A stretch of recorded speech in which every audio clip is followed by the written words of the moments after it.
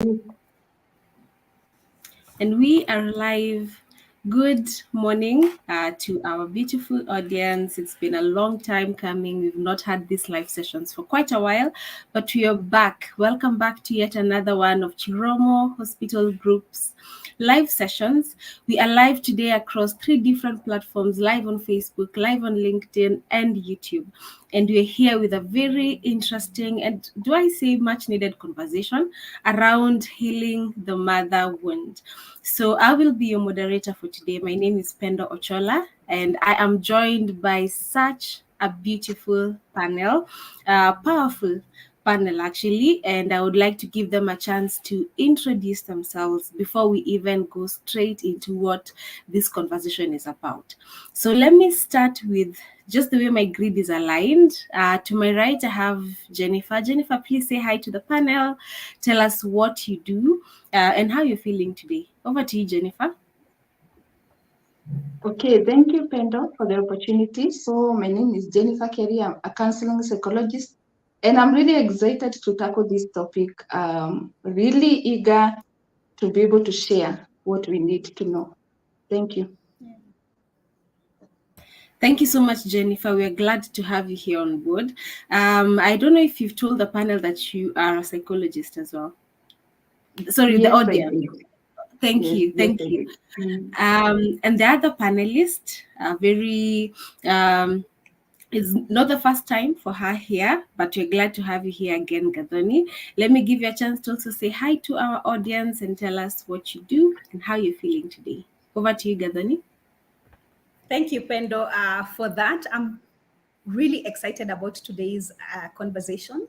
I'm Gathoni Mbogwa. I'm a senior clinical psychologist, 9 years of experience, going to 10. I'm the clinical psychologist in charge at AR Hospital on Kiambu Road. Feel free to stop by. And I'm also the head of digital relations at Chiromo Hospital Group. Over and above that, I'm a parent, I'm a mindset coach, and a wellness therapist, and a life enthusiast, which is why I'm really looking into this much needed conversation. Girls edition. Yeah, daughters edition. Thank you. Thank you so much, Gadoni. We're glad to have you here. And just as you said, this is the girls' edition. And we thought of having this first to see whether there's room for boys men's edition. And if you feel like you would like us to have one of that nature, please engage us in the comment section. We can see what we can do about that. But for today, we're having the mother-daughter edition. That's why we have an all-female panel. So I'm looking forward to what is going to come up. This is an all psychologist panel, and I'm sure I'm not the only one who has experienced this. You have a client coming into session, and one of the things that they say as their goals for therapy is like they would like to heal their mother wounds. And this comes up quite often, actually. And we saw the need of having such a conversation. So even before, or rather, without further ado, let's get into understanding what that statement is. There are very many statements that float out here without having the exact understanding of what they actually mean. And who better to hear it from, as compared to a psychologist? Let me start with you, Gadoni. What is your definition of mother wound? Yeah.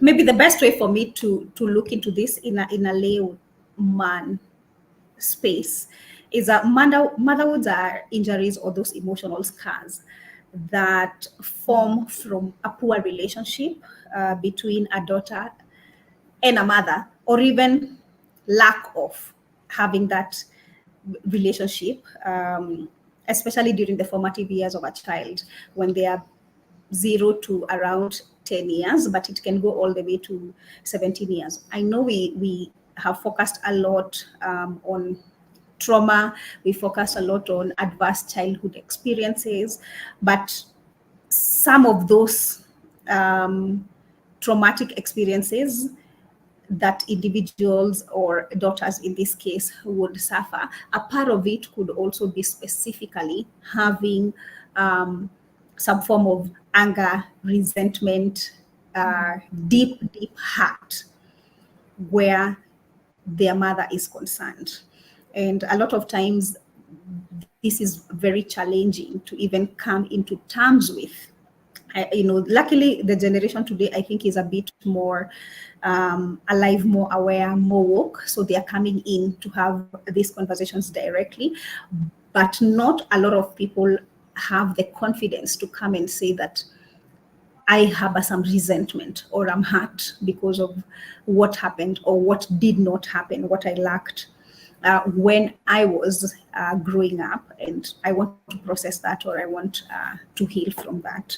So maybe later we'll be looking at how does it manifest, so that if there's somebody who is seated and is wondering, could I be having some mother wounds, then we can look at how does it manifest and what we can do about it. Yeah. Thank you, Pendo. Wow. Thank you so much for that. I can see how a lot of people struggle with coming into terms with that. This involves your mother. I think on every term possible, that's your primary. That should be your primary caregiver, topmost of that.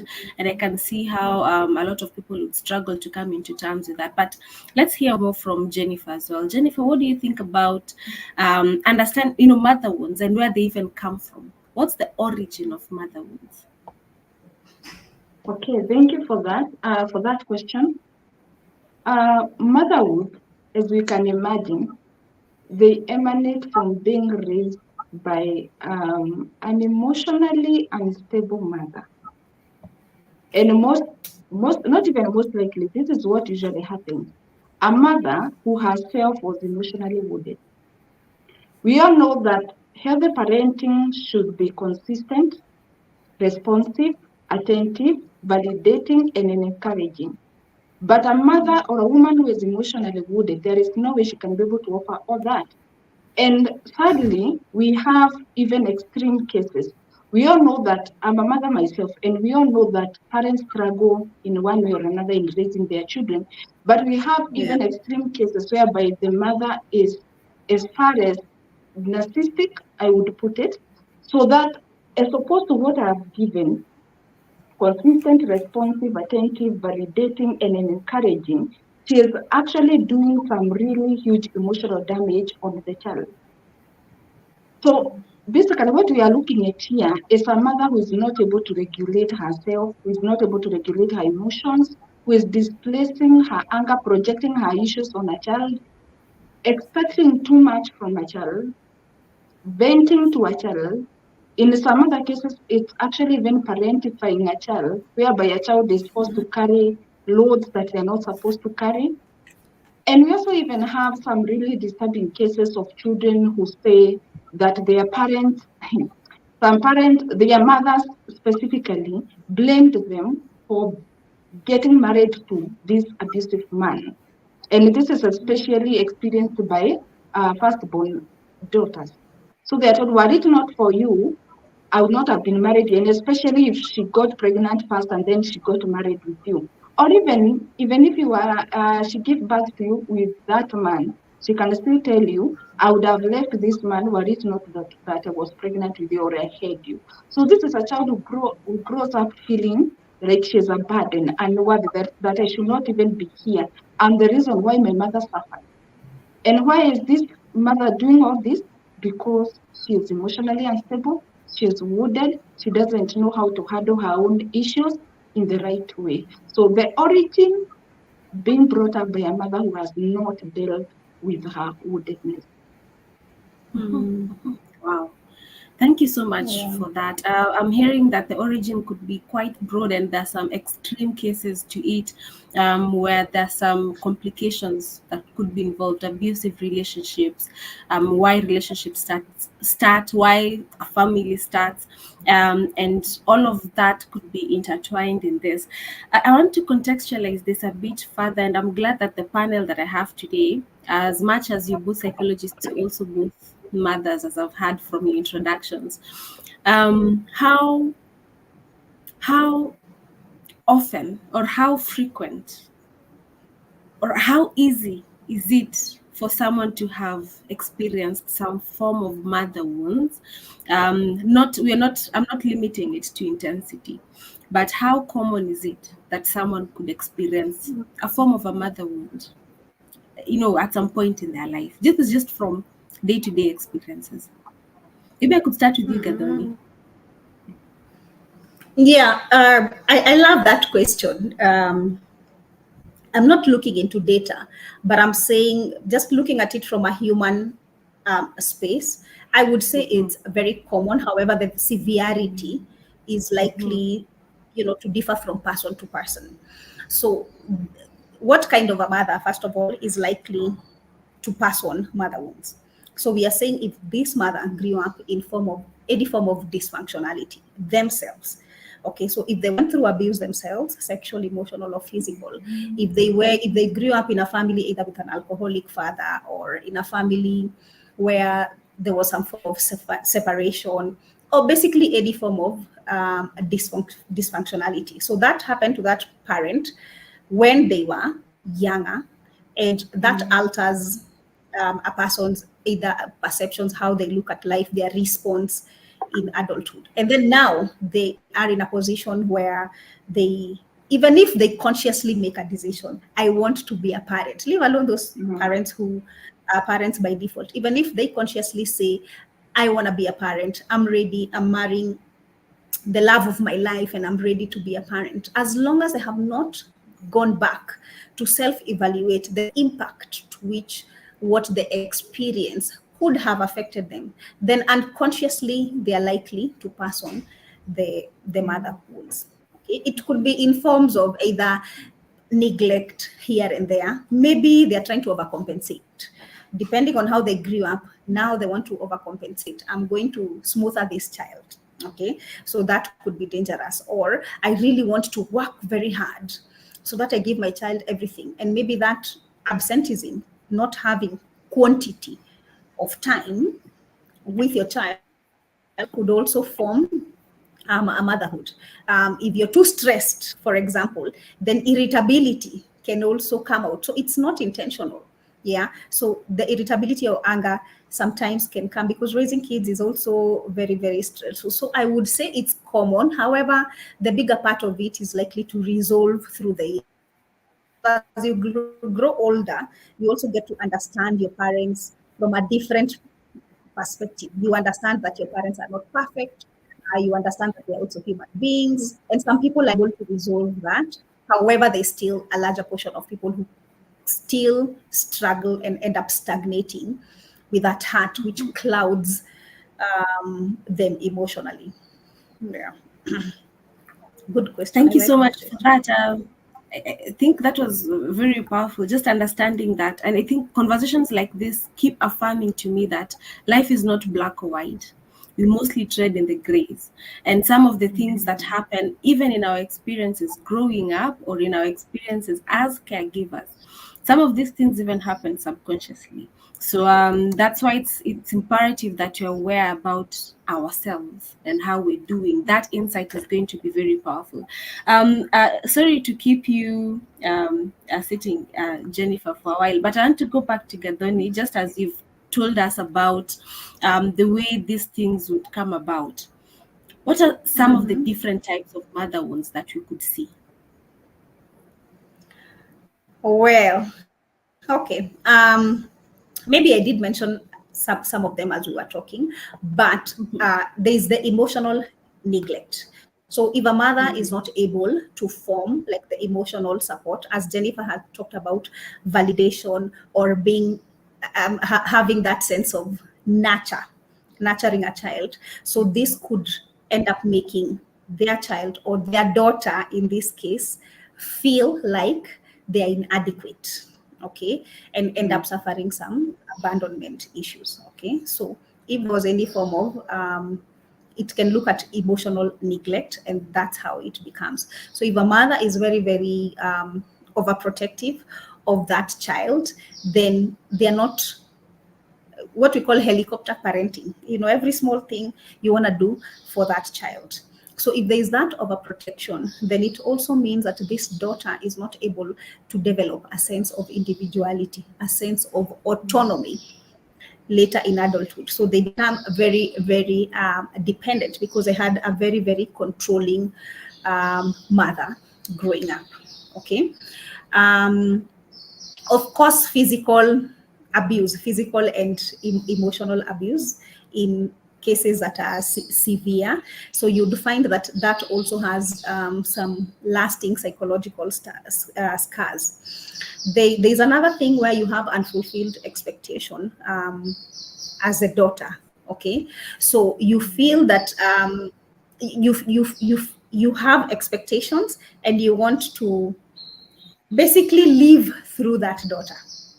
Okay, so you push them because of what your experience was. You push them to the end. Okay, so the child might also end up feeling quite wounded and also have a harder time in terms of forming healthy relationships, or even living up to the bar that you as a parent has set for that child. And of course, attachment issues. So you'll find that you as a daughter in adulthood, you're experiencing attachment issues. So ideally, if there is a healthy relationship, the child is going to form a secure relationship. But if there were issues that happened, then they are likely to either form anxious attachment styles or even avoidant attachment styles. Okay, so you'll find that you as a daughter might get into people pleasing, for example, bending over backwards because you're really just trying to fix and not being able to read emotions or read the room. So even if it's a relationship and it's not working, because you're just focused on trying to have this relationship because you never had, you're so focused on that need, then you overlook your own personal needs. So you keep chasing after those unhealthy relationships because there's also fear of abandonment. You as a daughter can also have trust issues. Okay, so even if you're surrounded by good people, people who are rooting for you, people who are your greatest supporters, because of that inadequacy, maybe the words that you are told were very demeaning and the voice of a parent is very, very strong. So you find that you unconsciously do not trust the people around you. Okay, so even if somebody actually tells you, oh, you did a good job, your first response will be like, no, did I really do a good job? I don't feel like I did. It's an unconscious thing at the back of your mind. So you doubt. You feel that maybe I'm being told that because this person wants something from me. Maybe that's why they're telling me that, giving me all these positive affirmations. So you still end up with a big chunk of self-doubt, with a big chunk of suffering and struggling with imposter syndrome. Even when you actually do go and do it, you still doubt, do I really deserve this? Is all this from me? Because you're constantly just waiting for the rug to be pulled under you. Yeah. So yeah, that's how it shows up. Wow, thank you so much for elaborating that. You've broken it down really well. I hope you can hear me. Yes, we can. Yes, Yes, you've we broken it can. down really well, the different examples, the different ways we could see mother wounds. And I just want to put a disclaimer out there because I know there are very many people and different people who are listening to our conversations. These things like having trust issues, imposter syndrome, not all cases of are as a result of mother wounds. There could be as a result of Right. other things. And you can discuss this with your psychologist when you get to that point. But there are those cases where the mother wound could be the reason behind some of this do I say complexes? So make sure to not have an umbrella approach to everything, to have that individual discussion with your practitioner when you get to that point. Now, I'm about to throw both of my panelists under the bus because this is an open conversation. This is a candid conversation, and it is part of our Tufunguke series. And Tufunguke, for those who are listening and are international audience, Tufunguke is Swahili for let us open up. And we're here to have conversations that allow our audience to feel okay to open up about their day to day experiences. Let me start with you, Jennifer. Have Mhm. you experienced mother wounds in your life? Are there any that you can relate to? Is this something that is too close to home to you? My case is quite interesting Mm-hmm. because um, thinking about it, I was thinking about it as Gazan was speaking, because the kind of motherhood I would say that I sustained, mostly for me, it was fatherhood, but the kind of motherhood that I sustained, I and I think for my mom, it is a perfect example of it not being intentional. Because for my mother, I can clearly tell it was nothing intentional. It was the circumstances that she had found herself in. Now, for some context, my father was struggled with alcoholism and was violent. And so my mother was going through so much. And actually, when Gavin was saying that it is not intentional, I could only agree. I could agree so much because sometimes, actually, sometimes as mothers, we injure our children because of the things that we are going through. Of course, the things that you are going through, if you are going through an abusive relationship and you can't leave, that is built on the foundation of bearing certain childhood trauma. Like the way Gavin said, you are in a marriage, it's not working, but I have to be here because I can't afford to fail. Maybe because I was called a failure as I was growing up. As in, it's a builder. So my mother found herself in such a situation whereby she was in a relationship, an abusive marriage, she couldn't leave. And so reflecting the kind of motherhood that I would say I sustained, um, honestly, what I would say is that she emotionally neglected us. That is the best way I can capture it. Because I don't remember her telling us harsh things, verbally or abusing us, emotionally abusing us. But what she would do is emotionally neglect us. She would not be emotionally available for us. And it is understandable because she was going through so much. She was always constantly on a survival mode. So you don't expect a person who is on a survival mode, always under threat, to be able to provide you love, to provide you support and respect as a child. So what happened is that I grew up struggling with emotionally connecting with people in a healthy manner because we know mothers teach their children how to emotionally connect in a healthy manner. Now my mom was not available for that; she couldn't. So I struggled with what I would call healthy emotional connection, and also if you are not shown love, I guess it also means you have none to give because what are you giving? You don't even know how it's done. You never experienced it. So I struggled with that, but I'm grateful that I'm here. I have gone through the journey and I'm here. The other thing that I would say, for me, it was mostly observing things in my mother and then now internalizing that and carrying it with me. Because the other thing I would say that my mom did, I think she also thought I would feel that she was not standing up for herself like she should have. That is my observation as a child. So it's not like it's the innocence of a child. You're looking at her and you're wondering, why aren't you defending yourself? Why can't you leave this place? And so I guess as I grew up, I also grew up with a lot of I developed some bitterness and anger, feeling like we shouldn't have gone through what we went through in the heart of my father because of her. And that also affected me to a significant extent. Totally not her fault. Not her fault, because she did not even realize the impact of what she was doing. Physical abuse, during the times, in the era that we grew up in, it was hard to differentiate between whether you're being physically abused or disciplined. Now, my mother was stuck. Looking back, perhaps she was struggling with, sometimes maybe she would displace her anger towards my father, her anger towards my father on us.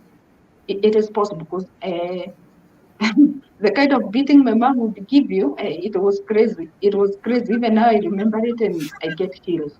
So I would say I had some motherhood, but not in the nature that I think occurs. I'm a practicing counselor and I get to meet so many people who have a motherhood, but I would not say it is not the kind of nature many of us or as professionals would expect. Yeah, but I carried something. And also, allow me to mention this as I finish. Something else that I learned, I developed, not even learning, I developed, I observed, and I was able to carry it with me. And Kazami, I think, mentioned it somewhere, working so hard Mhm. until you may abandon some other important responsibilities. I used to observe my mother and the things she was going through, and I would reason, I will work so hard. No man will ever take me through this. And what I'm not realizing, that is a result of trauma. I was already going through trauma. And so I'm one person, I was telling Azami the other day, I'm one person who can get consumed with work. Like I can commit myself until I forget myself. So that is also, I guess it's also as a result of trauma, having seen what my mother went through. Reasoning as a child, it's because she did not have a good job that could enable her to escape. And so going all the way to prevent the same happening to me, and unintentionally it can also affect my significant others. So I'm also working on that. Wow. Thank you so much, Jennifer, for that very elaborate. First of all, we appreciate you sharing that personal experience on this platform, and I could see how different forms of mother wounds and how they've impacted you even as you carried on with your career. And actually, that's something that you're going to talk about at some point: the impact of the mother wounds in your different aspects of your life. But even before we get there, I'd like to also give you a chance, Gaboni, to respond to the same question. Have you experienced any aspect of mother wounds? Um, wow, I was not expecting to go that. I thought we'd end at Jennifer.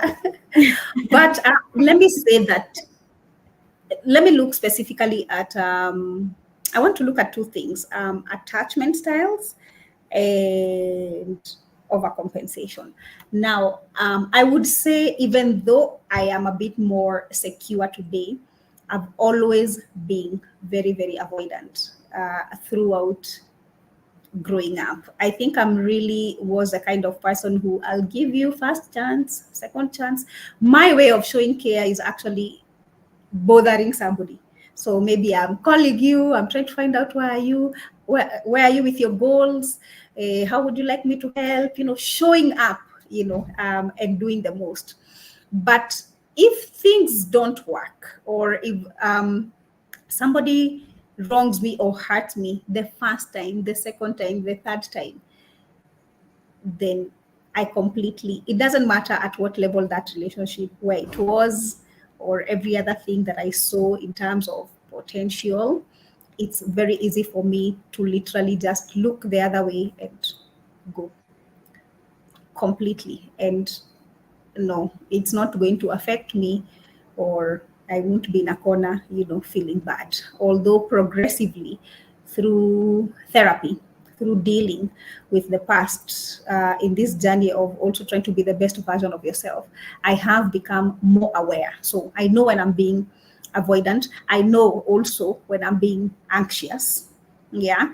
And I can acknowledge that and then progress into being more safe and being more trusting. But it's still, it's not something that is usually at the top of my head, an automatic process. And that's definitely from how I grew up. So if I was not able to form healthy um, emotional connections, I wouldn't say it was my fault, because we don't control what happens to us, right? We control moving forward, what can we do about it. So what happened to me was not my fault.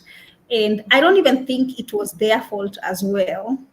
From today's conversation, we know that as human beings also, the mothers have gone through stuff. And other than my mom, there was also my grandmother who brought me up at a bigger chunk of my really formative years. Okay. So there is that as well too. And then the overcompensation, because you want your children to have the very best, then also presence is one, the presence is not there. But also, secondly, I think for me, as a daughter, it makes me want more, or rather feel short, even if I do the most. Okay, so there is always that wound of, am I really doing the best? Am I, living up to the potential? We jokingly tell children that you're the leaders of tomorrow. You have so much potential, and looking back at it, it's almost as if you're trying to say whatever they're doing is not enough. You need more and more and more. So you kind of grow up chasing. You don't even know what you're chasing, but you just know it's more and more. And even if you have big moments, you don't take a break to say, wow, I did that. It's always, okay, what's the next thing? What's the next thing? So you're also really just on the move, trying to tick and check all those boxes. So yeah, that's my experience. Wow. Thank you to Gadoni for sharing that. Very insightful. And you've mentioned something else. We've talked about attachment styles, which is a topic that a lot of people are very interested in. And if you'd like us to have a chat on attachment styles, feel free to let us know in the comment section. Let's see if we can organize something in that line. One thing that caught me when you talked about perhaps the impact of mother wounds is when you talked about overcompensation. Now, it caught my interest because Jennifer also mentioned overcompensation. You talked about it. I've not shared my experience, but I know for a fact that I'm also an overcompensator. So I'm wondering, because this is an all girls conversation, do you feel like this is a girl child thing? Um, I want to look at the panel that you have today, and from my estimation, probably grew up in the advent of girl child empowerment, at least in Kenya, or in the process of. Right now, we know that the younger girls are they empowered as compared to the boys. But from the panel that I have today, you probably grew up either in the advent of girl child empowerment or in the process of. Do you feel like this overcompensation is a girl child experience? Let me start with you, Jennifer, and then I'll go to Gadoni. I love today's conversation because there is a way it is making a person reflect on certain things. Like I just got to reflect and ask myself that question as well. How did the girl empowerment thing affect me? And to a huge extent, I feel like it actually fueled my overcompensation because now here was there are increasing opportunities for women or for the girl child. And then here is Jennifer who wants to do so much so that she will never be abused by a man. So I feel like the girl child empowerment, it actually gave me the ideal platform to do my overcompensation thing. Because now I have all these opportunities there, I'm not facing as many barriers as my mother and her grandmother. And so to a huge extent, yes, it played a role. It played a role. And perhaps it could continue doing it if I'm not careful. So the good thing with when you become aware of these things, it means you're able to manage and regulate yourself better. So as much as we are empowered, we have all these opportunities that are on the table as women. I'm glad because of today's conversation and more that is going to come and more that are being done elsewhere, because we are now getting to understand these things so that you don't end up, because you also don't want to be so achieved career-wise, but you fail at the level of the family. And by family here, I don't just mean the nuclear family. It is nuclear family and the rest. Or even if you're in a single parent household, it also means your relationship with your children. So you don't want to be so focused, overcompensating on your career and everything, and then you forget your children and so on. So yeah, for me, that is how I understand the girl child movement and how it has affected me. Thank you. Thank you so much, Jennifer. I hear it created a platform that fueled whatever was already there, one way or another, Right. or facilitated. Yeah. How about you, Gadoni? What do you think of that bit? I was actually, I was, okay, first of all, let me say that's another whole big conversation that I feel that if we really get into, will veer off from mother wounds and what we're trying to do here today. However, I am triggered to really reflect on where did this come from, and I'm looking at a grandmother, a very powerful one, and a mother, a very powerful one, who uh, had their own experiences and grew up in an era where they were pushed to be their best because it's the only way they could safeguard themselves as a woman.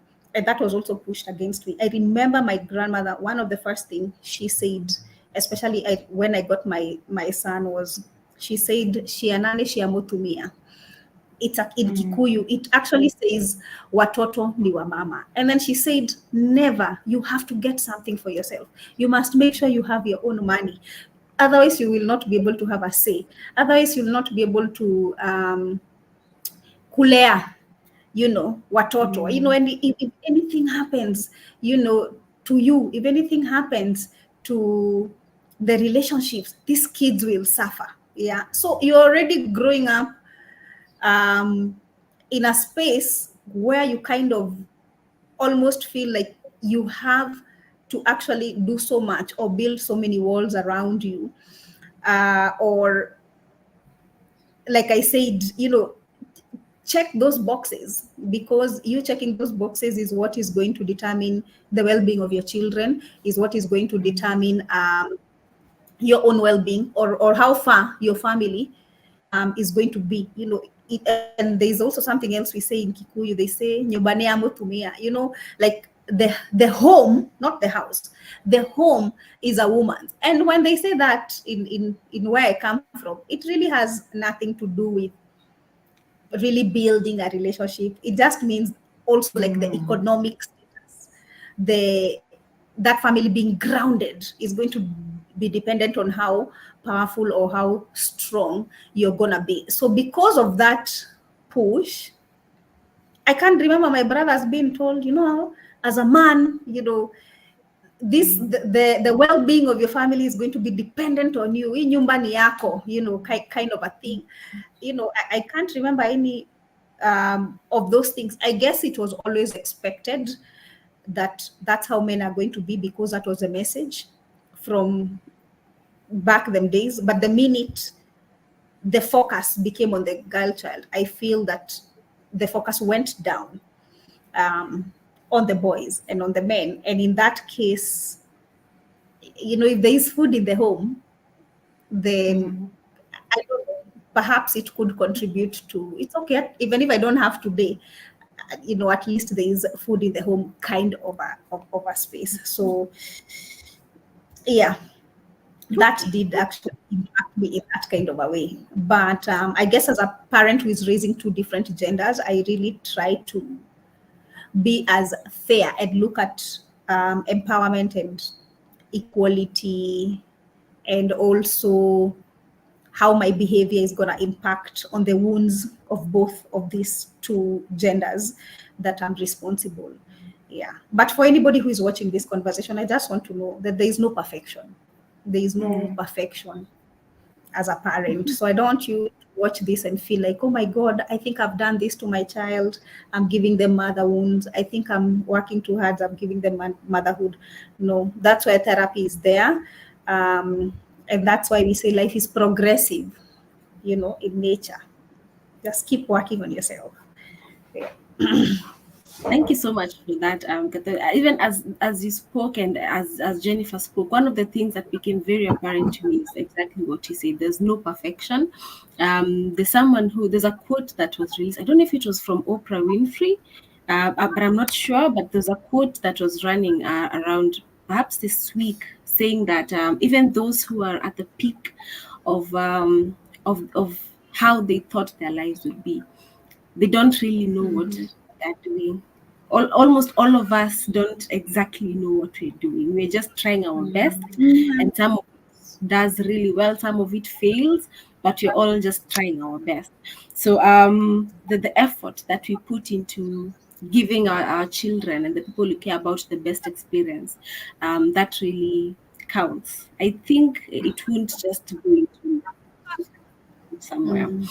And a very interesting thing that also you've mentioned about your grandmother coming in. Jennifer mentioned about the father coming in. I was reading something the other day when I was preparing for this conversation, that mother wounds, that's the term that's been used a lot to explain these wounds from a parental figure, but they're not only limited to the mother, not only to your biological or to the person you refer to as the mother, but mother wounds, they cut across significant caregivers as you are growing up. They've broadened it up in that Yeah. way because, yeah, some people only limit it and there's a lot of blame that is assigned. But from this conversation, you're also realizing that you're not here to assign blame. You're here to figure out how to then move forward from what you may or may have not experienced. So, thank you so much for that bit. Um, I'd like to go back to you, Gathoni. Allow me to do this. How would you define then a healthy mother-daughter relationship for someone who's listening to this? Probably a mother or aspiring mother, and they would like to know how would a healthy mother-daughter relationship look like? Okay. Wow, I think that's so broad, but we can reduce it to number one, communication. And I think this has to start right from 1 year, you know, of that child. So, how are you communicating to the child? How are you also allowing the child to communicate to you? Because communication is also largely based on respect, and it's also largely based on how people value each other's opinion. And remember, communication is not just about what you're saying, but how are you listening and responding. Okay. And maybe as a therapist, I can always throw in listen to understand. Okay. Not listen to respond. You're just waiting. And I know sometimes all of us, are guilty of that, but just trying to do your best to listen to understand rather than listen to respond. So, one, communication and open communication at that. Two is love. I know that's such a broad term, but I look at love from Corinthians as actions, as doing what, not just because you're a mom, not just because you're there as a parent, that definitely it means you love that child. How do you show love? Okay, by kindness, which also brings in how do you talk to your child? Okay, by forgiveness, by not having a rap sheet of all the wrong things that this child or this daughter has done that you have to keep reminding them over and over. So just go look at that and have it against yourself and ask yourself that question: do I truly love? Am I being able to show love to my children based on that Corinthians? Having boundaries is also very, very important, both the mom and the daughter. I know they are, I really don't want to get into a messy space, but this is very, very tricky because there are definitely some mothers who have absolute no boundaries. And remember, children learn from observation, not from what you tell them. It's from what you are doing as a parent that they're able to learn from it. Okay, so even as a child continues growing up, are you able to help them have the autonomy, the freedom they need, the individuality they need? Or do you keep invading and crossing over that boundary with them? Jennifer had talked about validation, as well as support. The strongest voice is usually from a parent. And as a mom, you're that voice that your child will continue hearing and continue remembering. So use your voice to encourage, okay? Not your words to cut, but to show encouragement, to affirm your child, to reassure them so that they can grow up having that sense of esteem and sense of confidence coming from you. Support them. Even if you think whatever it is that your daughter is doing is so foolish or so senseless, but being able to show your unconditional support as a mom determines the health of that relationship that you're going to have with your child. Okay, of course, respect, absolutely. That's it, Pendo. Maybe let me mention one more thing. Okay.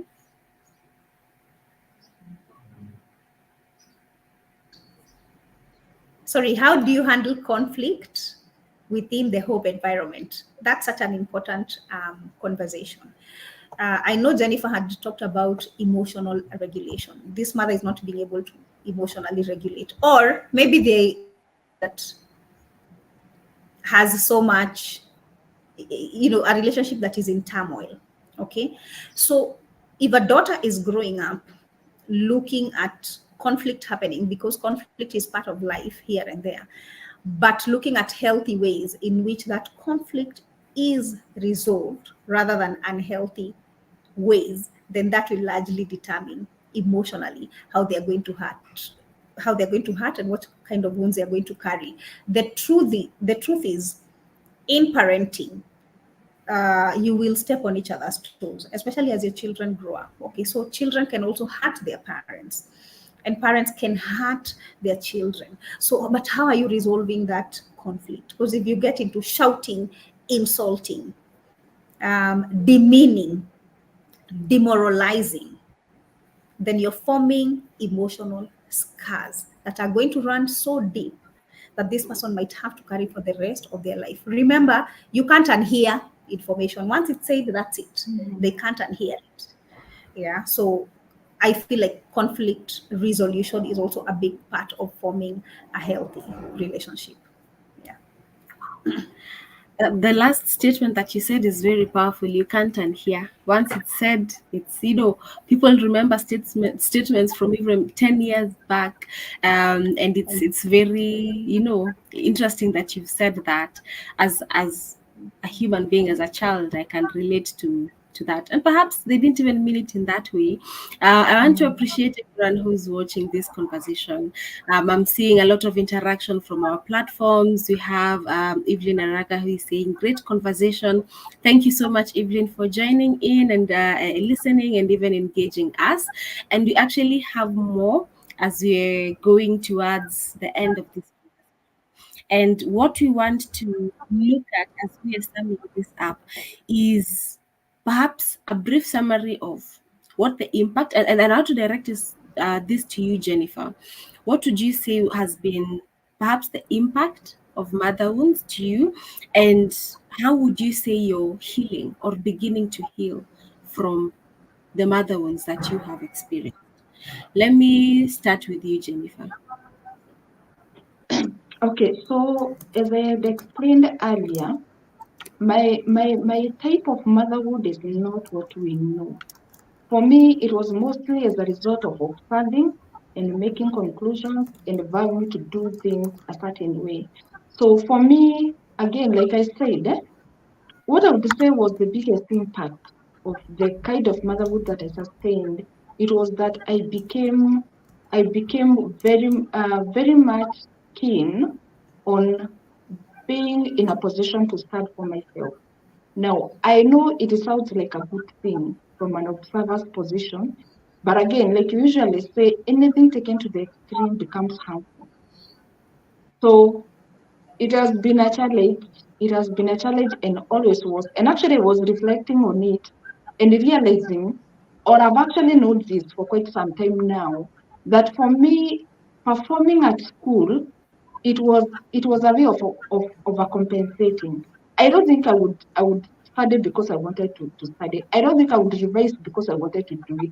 But for me, it was my escape. It was the only way I knew I could avoid a repeat of what I was seeing in my mother or happening to my mother. So that has been the impact. How have I been healing, or how has my healing journey been? And by the way, before I even got to how my healing journey has been, also looking at the issue of self-esteem, I would say, and you all know, being fellow psychologists, this can be very problematic, whereby you tie what you think or feel about yourself to your performance. Like feeling, I only become worthy, I only become lovable if I can be able to perform well. So what happens if you are not able to perform well? What happens once you are done with the school, so you can no longer show papers so that you can feel good? It can be highly problematic. But it is something that I've been working on. And for me, healing started by becoming aware, opening my eyes, opening my mind. And that is why I cannot underestimate the power of what we are doing today. Because I'm telling you, there is a lot of ignorance out there. There are so many people who don't know. They would want to do better, but they don't even know that what they're doing is problematic in the first place. So for me, my starting point was being aware of what is this that I'm dealing with. I educated myself so that I could be able to understand myself. And then I started what you call self-monitoring. I was monitoring myself so that I can be able to know I do this because of this, or I'm doing this because I'm going through this. So I started connecting the dots, monitoring myself and connecting the dots. From there, I sought platforms that create intense awareness on this, whether it is healing books or whatever else was accessible to me. That is the other step that I took. A very important thing to do for anyone who is listening to this is first not to allow yourself to be overwhelmed. You don't get overwhelmed. First, like I only said, no one is perfect. We all go through struggles as parents because, again, what I was going through was going to affect my significant others, my children. So don't strive for perfection, progressing, continuous improvement. So I started picking the issues that I had one by one. Because again, if you are struggling with self-esteem, other things, you get to experience other challenges. That becomes like a genesis of a whole lot of other challenges. So I started picking one by one and working on it with a lot of patience and understanding that this is something I've carried with me for so many years.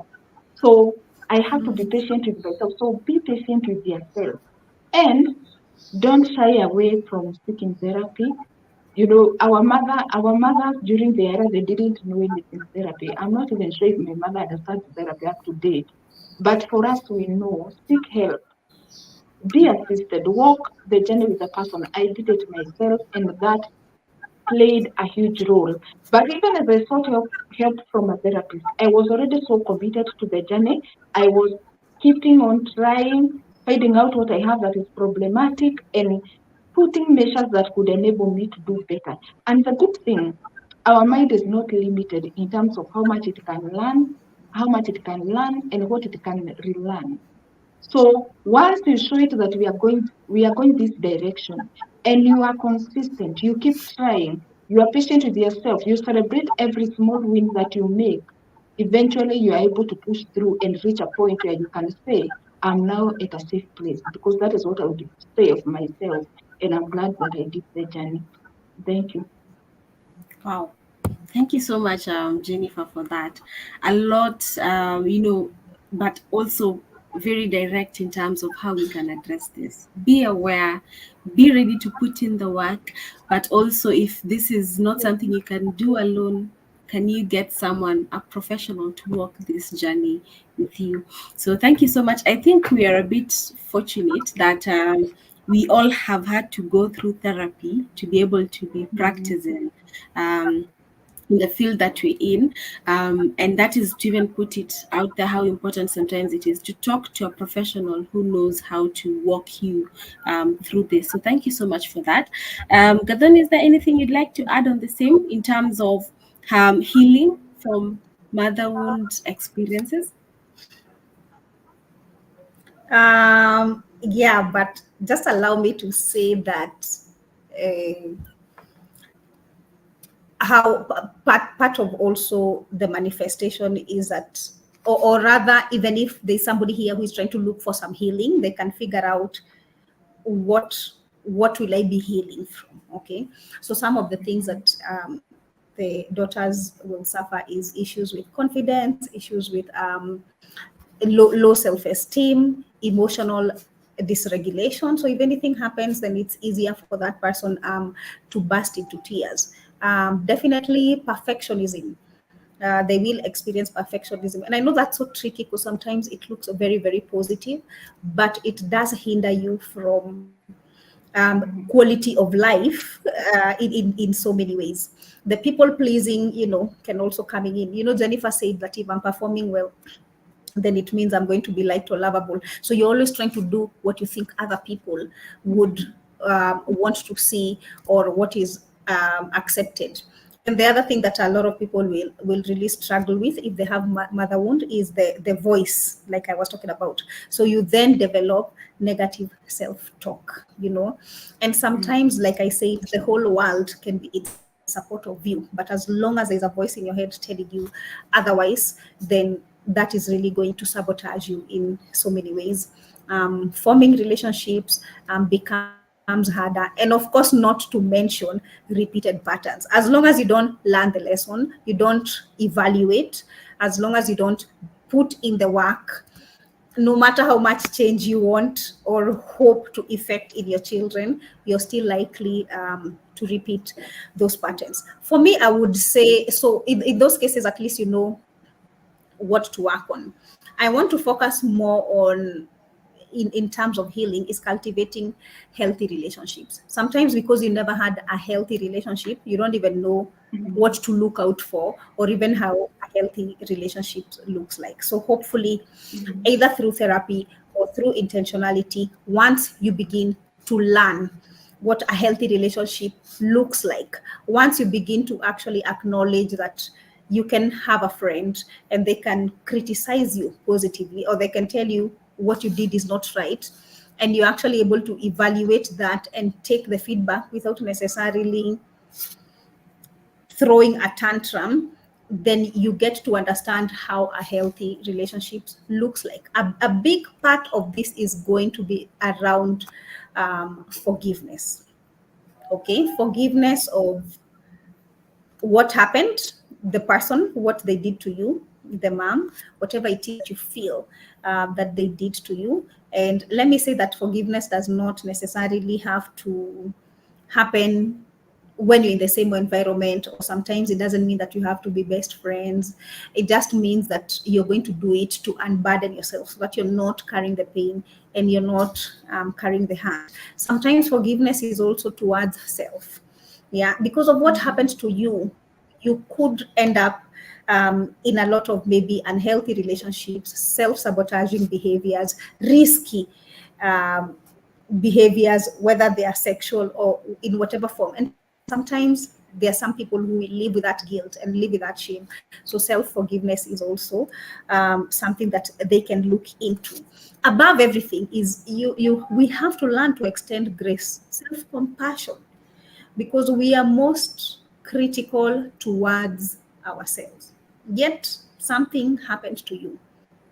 Okay, so we find that you are not extending that grace, you are not being graceful to yourself. So also just understanding that this happened to me, it was not my fault, this hurt me in such in such and such a way, and be able to be compassionate towards yourself, then you're able to actually experience better quality of life. Okay, but healing is a personal journey. Some people will go to therapy for 5 sessions and they come out of there feeling, I've dealt with this. Some people will have to be in therapy maybe for 6 months, you know for example, because triggers keep coming. Otherwise, others will even do a self-healing journey, in themselves, and that will actually, seem to work. So this is deeply a very personal and a very intentional and consistent journey that one has to embark with. And obviously being patient, be patient with yourself. Okay, so sometimes somebody will even come for therapy, or even me, my first experience when I ever went for therapy, it's the feeling of, but I came last time, then I've come this time, but I'm still feeling like this. Okay, so be patient with your journey. Remember how long you've been sitting with those wounds. So you're not going to unlearn that, in a snap of a finger. So be patient with yourself and with the process as well. Very well put. I don't even have more to add on that. Thank you so much, Gadoni, for that. And to those who are actively listening, we are coming up to the end of this session. I want to acknowledge some of the people who've interacted with us on the platforms. We have Sandra saying hello. Hello back to you, Sandra. And we invite you to listen into more of our other conversations. We also have Stephen Oloch saying he's part of the brand ambassador for us. So thank you so much, Stephen, and thank you for joining us and listening in. We also have Lillian Mwangi, who is saying, great initiative to bring awareness. Seldom do we acknowledge mother wounds exist. Great job, well done. Thank you so much, Lillian, for that. And then finally, we have Shiko, who is saying, I love the conversation. Thank you so much, Shiko, for joining in. Please feel free to share this. The recording will be there on our platform, so please feel free to share to anyone who you feel would benefit from the insights that have been shared today. And as we're bringing this to a close, allow me to give our panelists a chance to give the parting shots. Let me start with you, Jennifer, and then we'll finish with Gathoni. Over to you, Jennifer. Okay, thank you, Pendo. So for me, my parting shot would be this. You know, the reason why, and I love that Gadali said that they are motherhoods are quite common, and it is because as mothers we spend a lot of time with the children, and also, and especially during the formative years, we spend a lot of time with the children, we interact a lot with them, and also as women being more emotional beings compared to men who are more logical. So you find that if you have some emotional struggles yourself as a mother, there is a risk of emotionally injuring your children. But again, because we are never to blame for the things that shaped us into who we are. So as long as you have the willingness to do better, to become better, you are going to be able to work it around. And above all, remembering what Gavin said, I love what she said. No voice is stronger than that of a parent. And actually, because we find that people who are wounded, they're at a higher risk of getting into a toxic relationship or abusive relationship. But if your parents' voice was strong and appropriate, you find it easier to come out, not to sink into that kind of a relationship because you're able to determine, no, my mother kept telling me that I'm lovable, that I have all it takes to succeed, that I'm a person that people would want to spend time with. How is it that this person is telling me otherwise? So you're able to decipher what is normal versus what is abnormal if you are brought up in the right way. So as mothers, I honestly urge us to be able to position ourselves to create a positive, lasting impact on our children so that they will not need to heal from the things ourselves we are healing from because we were brought up by parents who are largely ignorant. So thank you again for the opportunity to be part of this discussion. And I believe it has opened someone's eyes. Again, as women, let us be patient with ourselves. Let us keep trying. And don't beat yourself. Celebrate every small win. If you find that you came home feeling angry because of your boss or because of your spouse, and you're able to control yourself so you never end up shouting or screaming at your children, that's progress. Pat yourself on the back. You did well. And above Yeah. everything, also, look for safe ways of managing whatever emotional struggles you may be having. Outside therapy, look also for means of managing your emotions so that you don't end up causing harm unintentionally to a child. Because it doesn't matter whether it was intentional or unintentional, the fact remains the impact will be there. So let us strive to do better, and I believe we can. Thank you. Thank you so much, Jennifer, for that. Thank you for being part of this panel and very powerful, powerful insights from your end. Thank you, Jennifer. Finally, over to you, Gadoni. What would you like to say to our audience with regards to healing the mother wound? Right. Thank you, Jennifer, as well. for sharing your insights. I've also, gotten to learn a thing or two again. So for me, number one, I would like to speak to the parents who are watching this conversation. First of all, whatever is done is done. It's never too late to begin to start your healing journey. Okay, we say hurt people, and if that has already happened, you can do it for yourself, just to also resolve that for yourself. If there is a chance, I guess the process of also trying to build another healthy relationship with your child is a possibility. Okay, that can still happen. So do the healing journey for yourself. If you're a young mother with young children, this is the time. Yeah, there's actually a quote that says that healing takes courage, and we all have courage if we dig a little bit deeper. Yeah, I know trying to calm, I think being very honest with yourself is one of the hardest things. Like to strip yourself naked and look at yourself in the mirror and say, this is my toxicity, is not something that is very easy. But there are places, there are safe spaces where you can go, be yourself, and just resolve whatever it is that you went through, and start a whole new journey of being a better version of yourself. Secondly, is also for those daughters, especially the ones who had to be parentified, those ones who from a young age started taking responsibility of the family, and even now they are working and they are still being the parents. They're the ones trying to parent the parent. And as hard as that could be, I want you to know that you can also be able to work on yourself, learn how to have boundaries, and learn also how to focus on yourself, to give yourself the love um, that you never had. Okay, you shouldn't have had to be a parent. Okay, you should have had an opportunity or to experience just being a child, but you can't go backwards. It's about how do I move forward? How do I heal from this, so that you're not just um, constantly living on survival mode or living in deficit, because it's this whole chunk of your life that you never got to experience, or that you missed. Last but not least, I want to talk about people imagine that you have to go to therapy because you are talking to yourself or because you have these serious clinical symptoms.